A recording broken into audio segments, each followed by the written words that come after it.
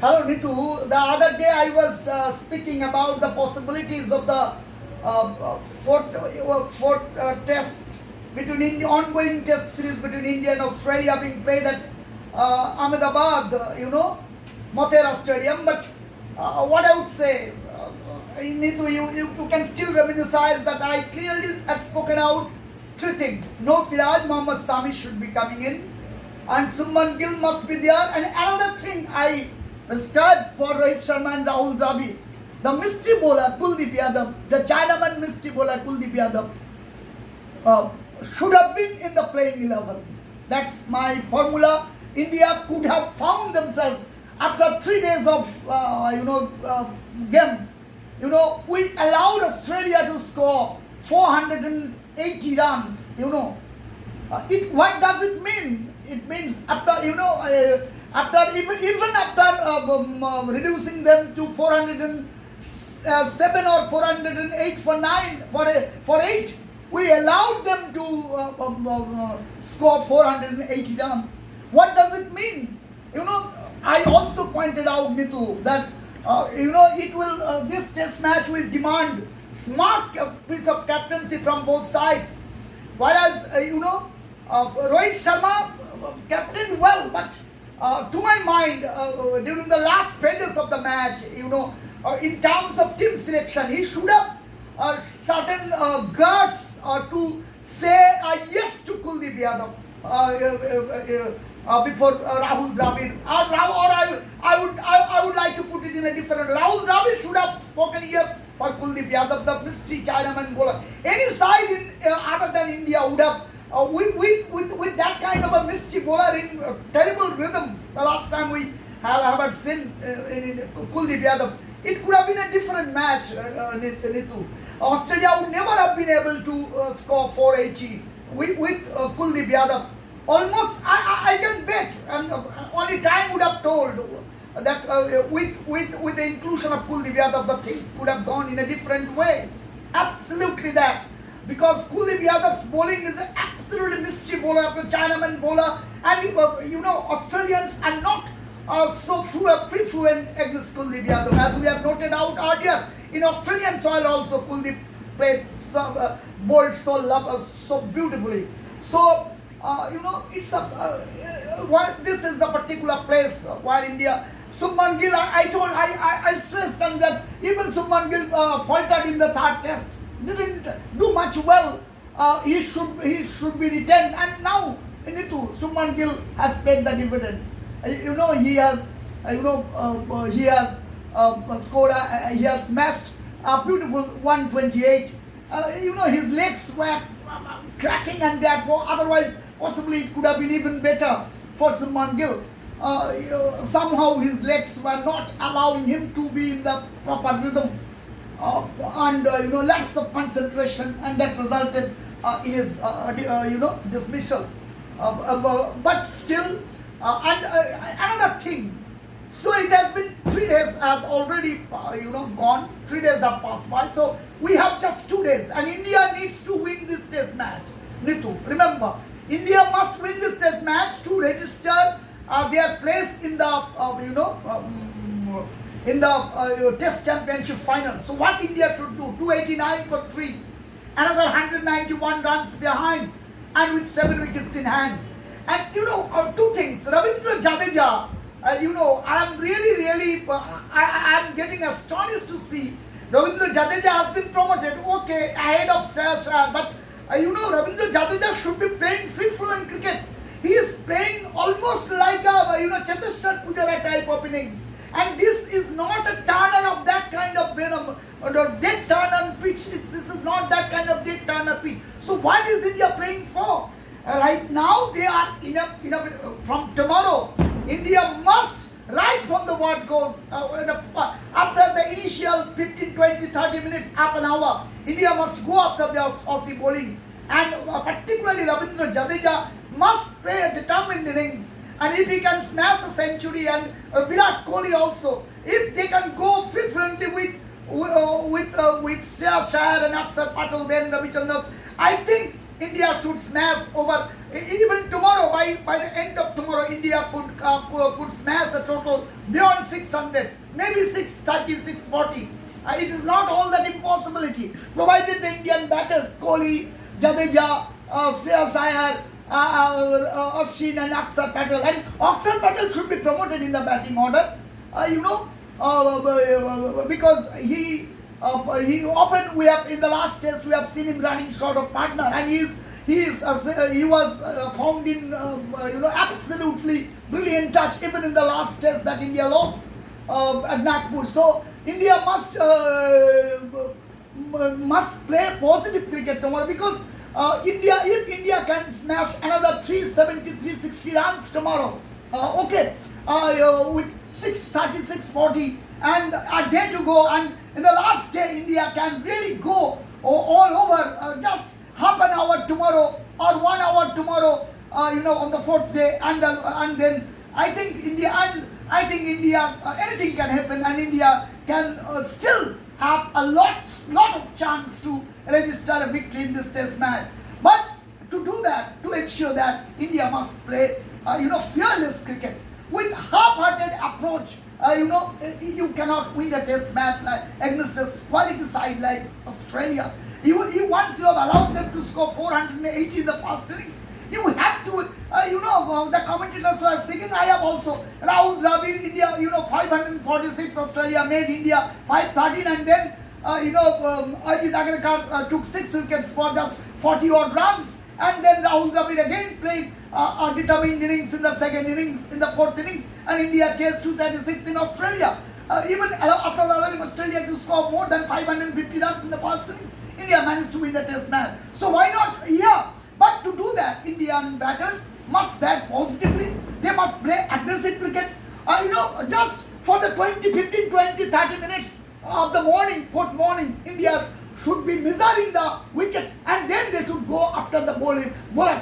Particularly Ravindra Jadeja and Ravindra Jadeja should go. He is not playing his natural cricket. He is as if he is restricting his shots, and therefore he is allowing the opponent bowlers to dominate him. That's not his natural cricket. He should be playing free and natural cricket.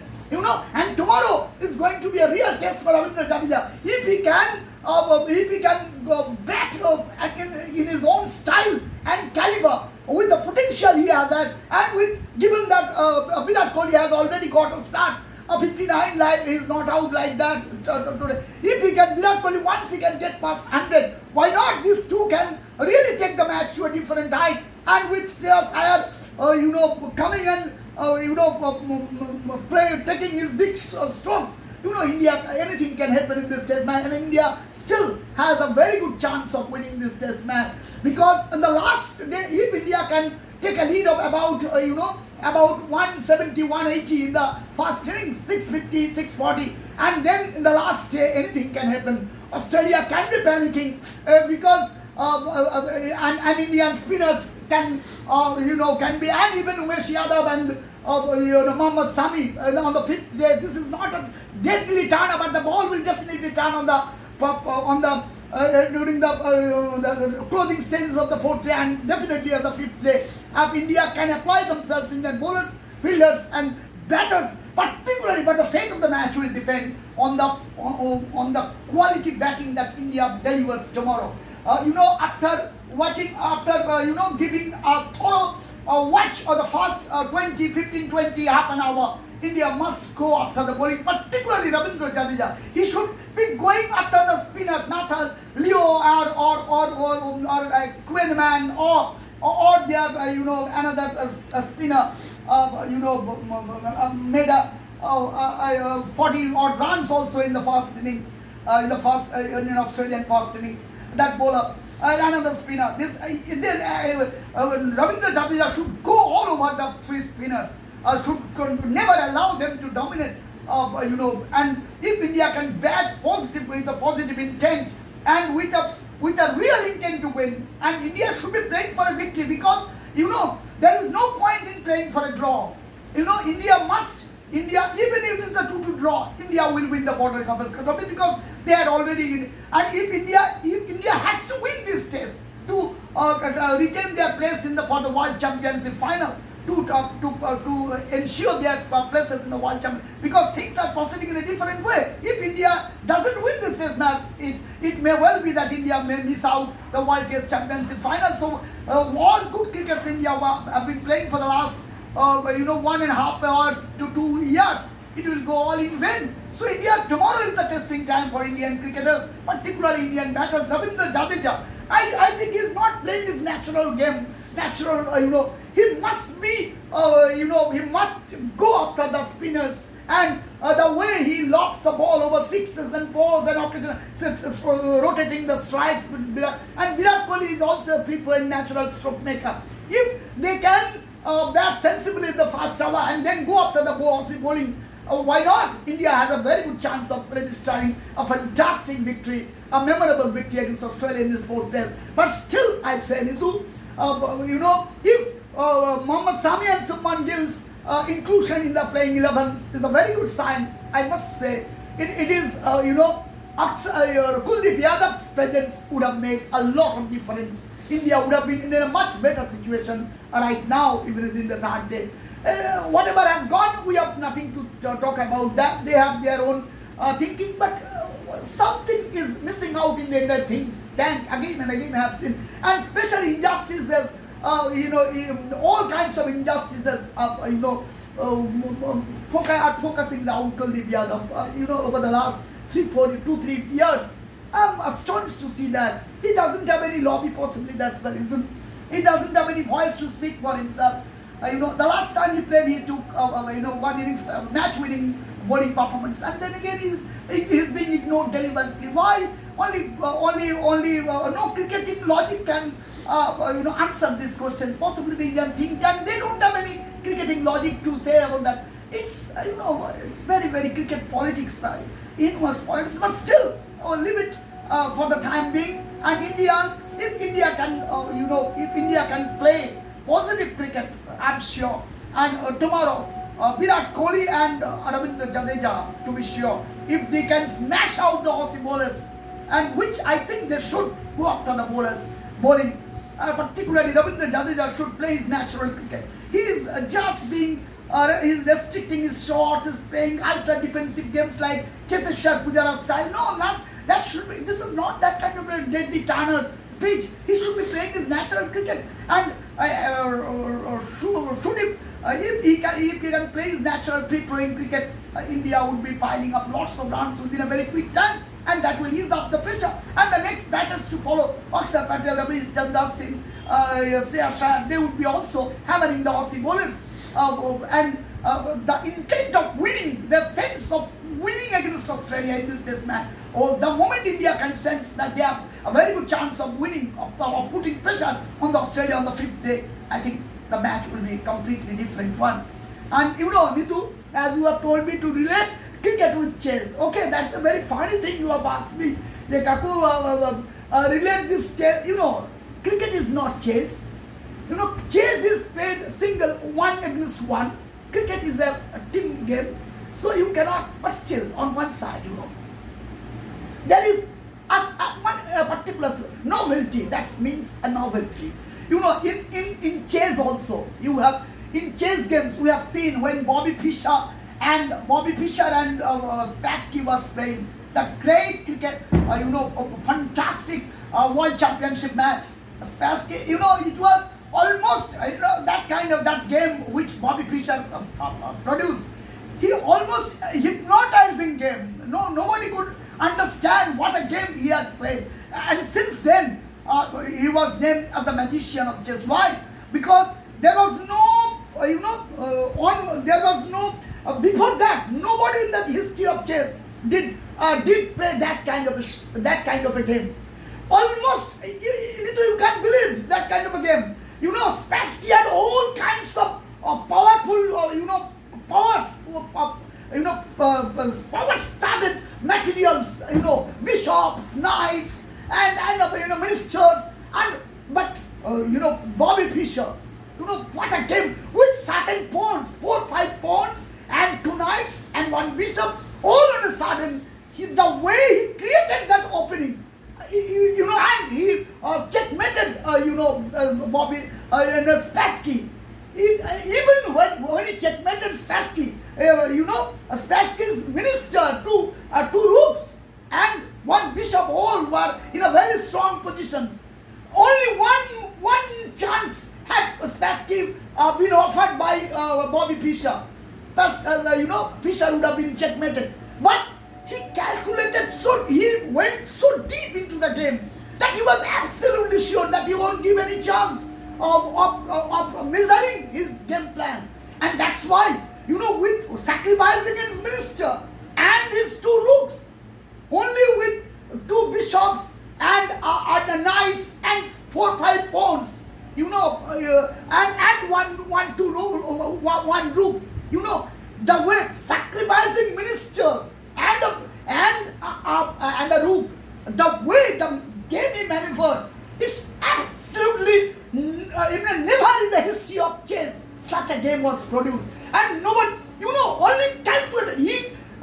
Bobby Fischer calculated at least 10-15 moves ahead of what can transpire. If this, chess is a game when you cannot, if common players calculate 2-3 moves, and talented chess players calculate 5-6 moves ahead plus ahead 5-6 moves ahead.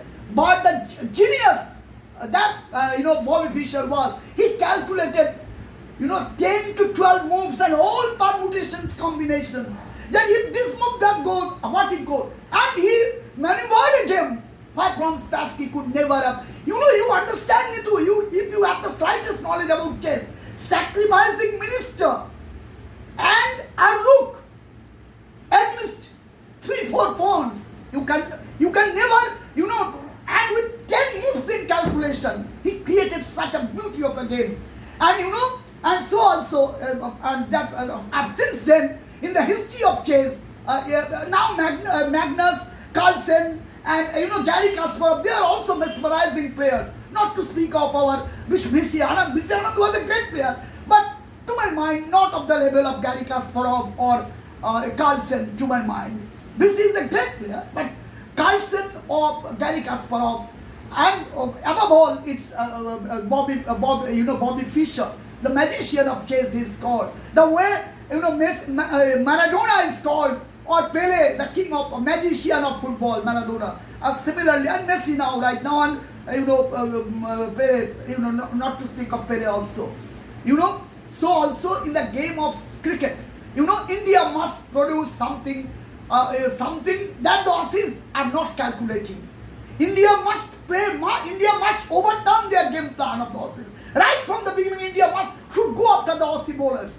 After 15-20 minutes with a measured, and when India would be attacking them, the Australian body language would be falling down, and India, once India senses that they have a very good chance of putting terrific pressure on the Aussies, anything can happen. And that's why I'm telling, whatever has not been done is not the past, but whatever we have to promote Akshar Patel in the batting order, ahead of Ravichandran Singh, and to allow or to inspire Ravindra Jadeja to play a free-flowing, fearless cricket. That is natural cricket. And India can, if India can apply, Indian batters can apply themselves. There is no reason India can, while India cannot pile up 660, 650 before 1 hour of play left, and India can, and within tomorrow on the when the fourth day's play would come to an end, India may be well blessed to win this test match.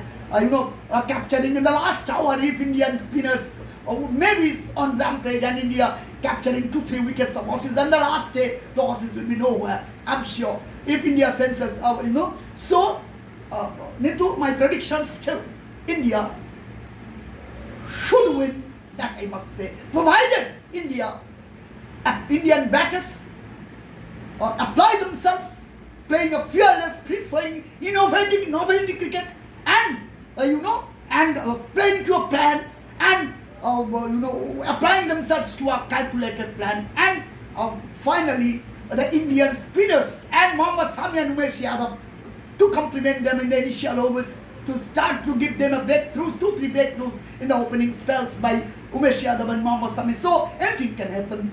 So that it's the final prediction. Nitu, if you ask me, I must say the game still India can win. Okay.